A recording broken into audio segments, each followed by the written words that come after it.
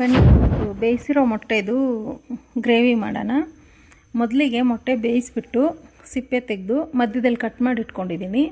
ಆಮೇಲೆ ಒಂದು ಫ್ರೈಯಿಂಗ್ ಬೌಲ್ಗೆ ಎಣ್ಣೆ ಹಾಕಬೇಕು. ಎಣ್ಣೆ ಸ್ವಲ್ಪ ಜಾಸ್ತಿನೇ ಬೇಕು. ಎಲ್ಲ ಕಟ್ ಮಾಡಿ ಇಟ್ಕೊಂಡಿರೋ ಮೊಟ್ಟೆನ ಎಲ್ಲೋ ಕೆಳಗಡೆ ಮಾಡಿ ಎಲ್ಲನೂ ಇಡಬೇಕು.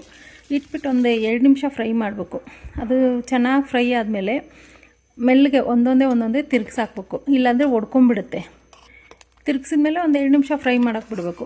ಫ್ರೈ ಆದಮೇಲೆ ಎಲ್ಲನೂ ಎತ್ತಿಟ್ಕೊಂಡು ಅದೇ ಫ್ರೈ ಮಾಡಿರೋ ಎಣ್ಣೆ ಇರುತ್ತಲ್ಲ, ಅದೇ ಎಣ್ಣೆಲೆ ಸಣ್ಣಕ್ಕೆ ಹೆಚ್ಕೊಂಡಿರೋ 1 ಗೆಡ್ಡೆ ಬೆಳ್ಳುಳ್ಳಿ ಸ್ವಲ್ಪ ಫ್ರೈ ಆದಮೇಲೆ ಒಂದು 4 ಹಸಿಮೆಣ್ಸಿನ್ಕಾಯಿ, ಸ್ವಲ್ಪ ಕರಿಬೇವಿನ ಸೊಪ್ಪು ಸಣ್ಣಕ್ಕೆ ಕಟ್ ಮಾಡ್ಕೋಬೇಕು. ಕರಿಬೇವಿನ ಸೊಪ್ಪು, ಆಮೇಲೆ ಈರುಳ್ಳಿ ಉದ್ದ ಸ್ಲೈಸ್ ಮಾಡಿ ಕಟ್ ಮಾಡ್ಕೋಬೇಕು. ಈರುಳ್ಳಿ ಪೂರ್ತಿ ಬ್ರೌನ್ ಕಲರ್ ಆಗೋವರೆಗೂ ಫ್ರೈ ಮಾಡ್ಕೋಬೇಕು. ಆಮೇಲೆ ಸಣ್ಣಕ್ಕೆ ಹಚ್ಚಿಟ್ಕೊಂಡಿರೋ ಟೊಮೆಟೊನೂ ನೀರೆಲ್ಲ ಹೋಗೋವರೆಗೂ ಫ್ರೈ ಮಾಡಿಕೊಂಡು, ಈರುಳ್ಳಿ ಎಲ್ಲ ನೀರು ಹೋಗಿ ಡ್ರೈ ಆಗುತ್ತದು.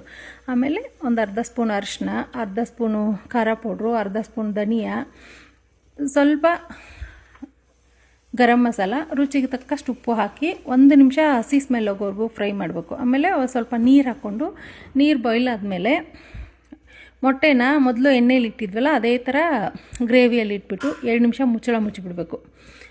2 ನಿಮಿಷ ಮುಚ್ಚಿದ್ಮೇಲೆ ಚೆನ್ನಾಗಿ ಎಲ್ಲ ಗ್ರೇವಿ ಹೀರ್ಕೊಳ್ಳುತ್ತೆ ಅದು.